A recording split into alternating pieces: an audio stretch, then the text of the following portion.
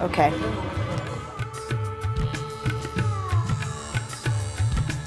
It was over 100 degrees in the sun, and with the proximity of the nearby Thar Desert, a dry and dusty wind was blowing through the city.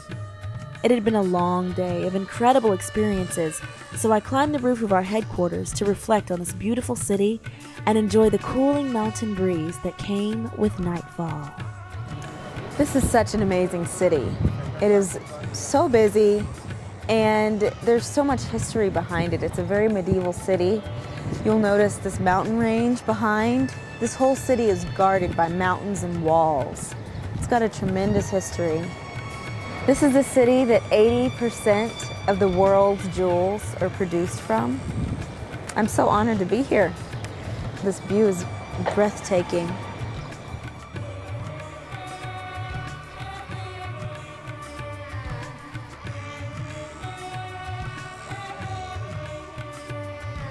I didn't sleep much that night. All I could think about was what other miracles of expertise and artistry I would witness as I returned to Adarsh Nagar the following morning to see what would happen to our precious gems next. After the cutting, the stones are brought here to the pre-shaping department.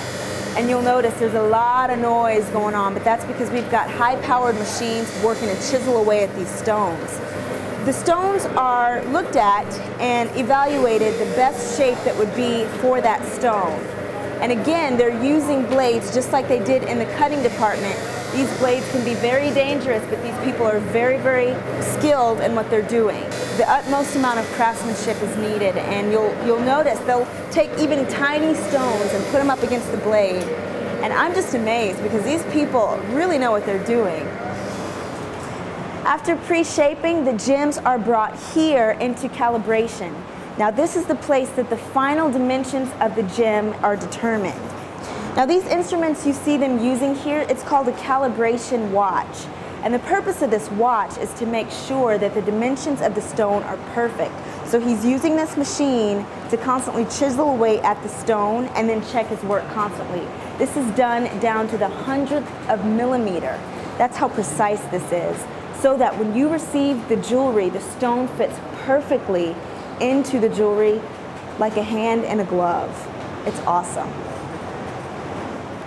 We're in one of the final stages of producing our gemstones, and this is the faceting stage. All facets are just the slight cuts in the gem that really helps to illuminate light and makes it more brilliant of a stone. Now they use a special technique called concaving, and all that means is that it's a slight curve in each facet of the stone. This increases the value of the stone, makes light just shine from it much more brightly, and makes it a much more brilliant stone.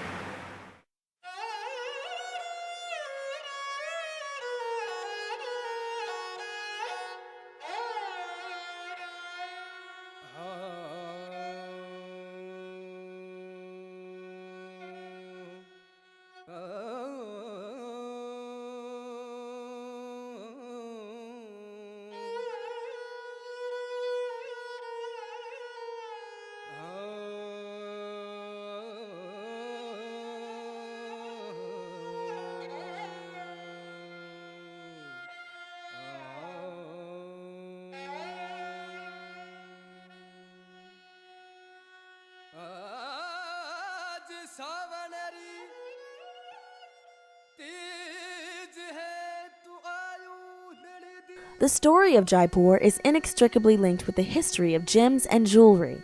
After being founded in the 12th century by warrior princes, it was rebuilt in the 15th century according to the principles of Hindu architectural theory that plan out the streets and blocks in the pattern of ancient astrological zodiac signs. Each of the 9 districts signify the 9 planets of the solar system. And since the Hindus believe that certain gemstones resemble those very same planets, so that wearing the gemstone of your star sign would bring health, wealth, and happiness, the layout of Jaipur city is literally built on the cosmic power of gemstones. As I took time out from Adarsh Nagar, I had time to reflect on what I had seen, and in doing so, I began to see similarities everywhere I went. There was a strong sense of community that came through such intricate, detailed craftsmanship, the same smiling faces framed by skill and dedication to art. Hindi architecture is a virtual mirror of their gem work. A solid piece of stone is hewn and cut away to eventually reveal a piece of complex and breathtaking beauty. That magical transition from the basic to the spectacular, the crude to the awesome doesn't come from computers.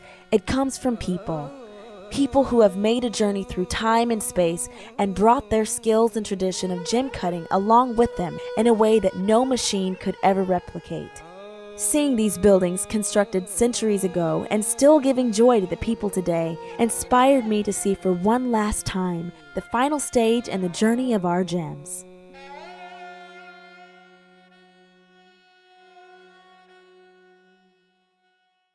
Now that the stones have been polished, they're brought down here to quality control. And this is one of the most important parts of the jewelry screening process, because this is the time that the stones are heavily scrutinized under a microscope to find anything wrong. If there are inclusions or cracks or errors in the color, this is the time that they're detected. And many times they can't even be detected with the naked eye. For example, this particular stone, I can only see the crack when I look under a microscope. So here, just looking at it under the light with a microscope, I can barely see a crack. They marked it. And whenever there's an error like this, they reject the stone, because we're so committed to giving you the best quality stones that anything that's less than the best, we won't accept and we won't sell to you. That's the Jewelry Channel's promise. We are now here at the grading phase, which is one of the final stages in our gem producing process.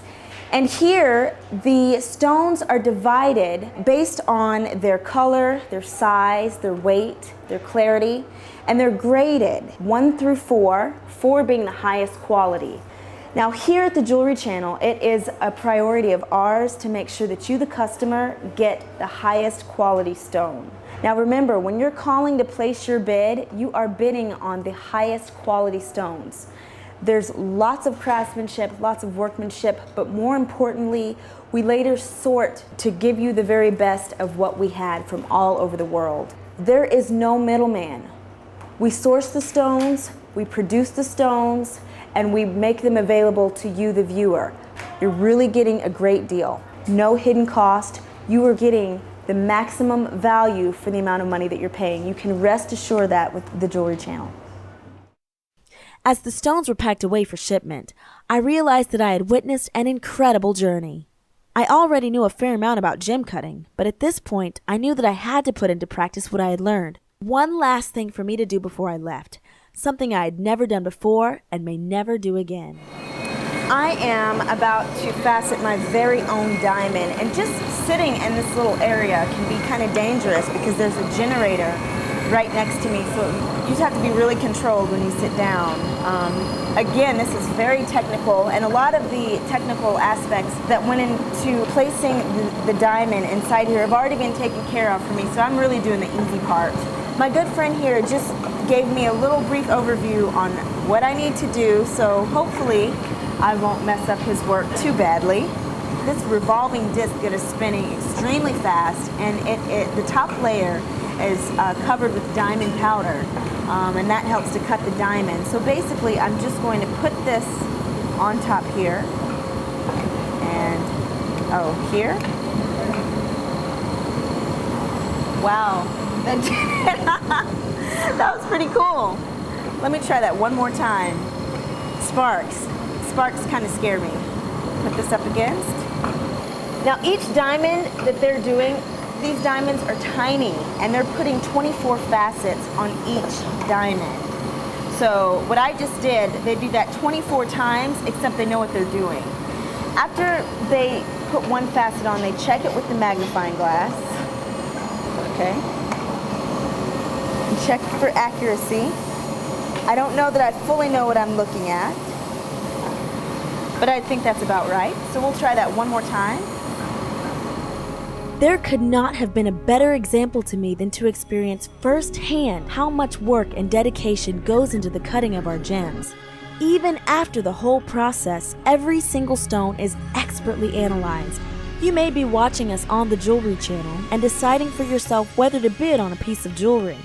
while I have seen with my very own eyes how every gem is scrutinized at every stage